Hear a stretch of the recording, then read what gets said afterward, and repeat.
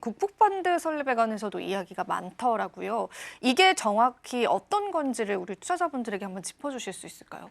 네, 이건 아직까지는 실체가 조금 더 필요합니다. 네. 아직까지는 조금 더 필요한데 우리가 지금 이 국부펀드를 어떤 식으로 운영할지에 대한 부분들은 기본적으로는 주식에 대한 비중들이 조금 더 중요할 수 있을 겁니다. 국부펀드라고 하는 특성상 뭔가 이 주식에 대한 비중들을 갖다 많이 늘려나간다라고 했을 때는 우선 기본적으로 여기에서 담길 수 있는 중요한 주식으로서 마이크로 스트래티지라든지 이번에 스트래티지로 이제 브랜드를 바꿨는데 요 주식이라든지 아니면 코인베이스나 채굴주 같은 것들이 기본적으로 많이 포함이 될 수 있다라고 하는 기대감들이 나오고 있고요. 더불어서 이제 비트코인을 비롯해서 중요한 암호화폐들이 들어갈 것이다라고 하는 기대들을 하고 있는데 이 국부펀드를 운영하는 주체가 누구인지가 또 중요합니다.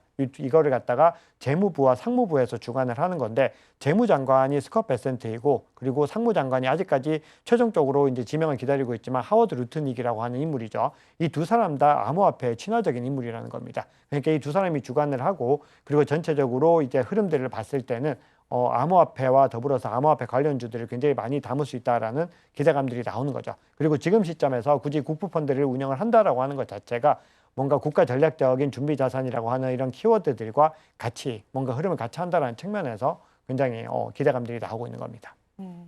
국부펀드도 이제 전반적인 금융시장에서 계속되는 키워드로 거론이 되고 있기 때문에 여러분들과 함께 추가적인 이야기 나눠봤고요.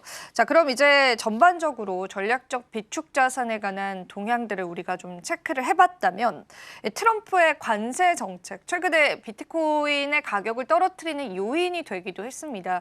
이 관세 정책을 지금도 사실은 중국과 계속되는 대립 중인데 이게 우리 암호화폐 시장에 그리고 비트코인에는 어떤 영향력을 미칠지 한번 알려주시면 좋을 것 같습니다.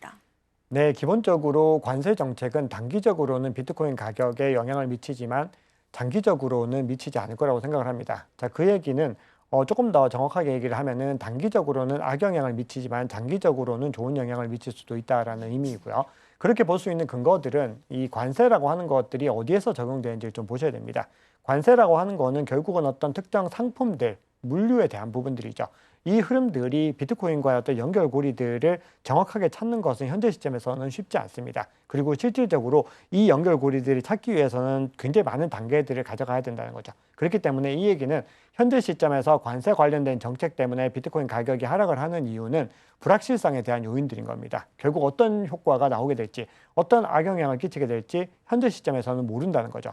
그리고 두 번째는 현재 비트코인 현물 ETF, 이더리움 현물 ETF가 출시가 된 이후에는 이 ETF에 의해서 이 나스닥이라든지 다른 미국 증시와 비트코인이 커플링이 많이 일어나고 있습니다. 그러다 보니까 이런 증시의 어떤 영향력들과 함께 하락하는 경향들이 있다는 부분들이 있습니다. 그런데 더 중요한 것은 우리가 과거에 이 2018년도에 관세 정책이 일어났을 때 과연 이 시장에서 우려하는 일들이 일어났는지를 한번 살펴보셔야 됩니다. 시장에서 이 관세 정책과 관련해서는 왜 가장 우려를 하고 있느냐? 바로 인플레이션이 유발될 거라는 거죠. 다시 살아날 거라는 건데 그 인플레이션이 다시 살아나는 이유는 뭐냐면은 이 수입 물가가 늘어나기 때문에 결국은 물류의 비용들, 즉 제품 가격이 증가할 거다라는 거죠.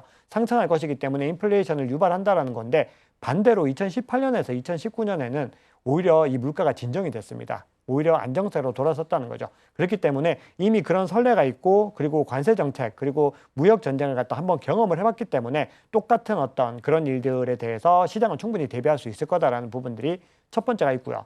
두 번째는 과연 장기적으로 봤을 때 이렇게 굉장히 많은 어떤 관세들이 부과됐을 때 지금처럼 수출 물량, 수입 물량들이 유지가 될 것인지를 고민해 보면은 그럴 수가 없다는 거죠. 결국은 무역의 양 자체가 감소하게 됐을 때는 이 상품의 교육 자체가 줄어들게 되고 그러면 생산 자체가 감소할 겁니다. 그렇게 됐을 때 자연스럽게 물류 가격들은 내려갈 것이기 때문에 소비자 가격도 내려가게 된다는 겁니다. 그래서 지금 시점에서 관세에 의한 영향 때문에 비트코인이 완전히 무너질 것 같다. 이런 어떤 부담감이나 어떤 불안감들 이런 것들은 사실은 그렇게 많이 두지 않아도 괜찮다라고 생각을 하고 있고 다만 그럼에도 단기적으로 미국과 중국이 아주 격렬하게 대립을 하면은 하방 변동성을 향할 가능성은 충분히 열려 있습니다. 그럼 우리는 이때 어떻게 한다고 강조를 드렸죠? 바로 바이 더 딥.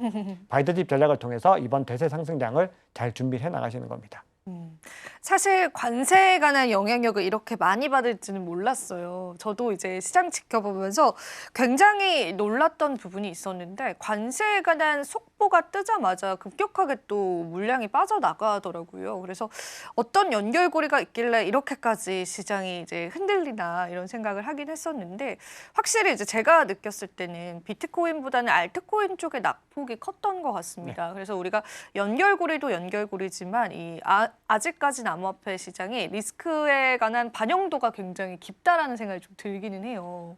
네, 맞습니다. 왜냐하면은 우리가 어떤 리스크가 생겼을 때 가장 황금성이 좋은 게 이 암호화폐죠. 왜냐하면 기다릴 시간도 없고 24시간 360일 운영되기 때문에 악재가 나오면은 가장 먼저 돈이 빠지는 거는 암호화폐가 될 수밖에 없는 시장의 구조가 만들어져 있습니다. 그렇기 때문에 빠져나가는 건데 비트코인을 팔자니 비트코인은 안 될 것 같아.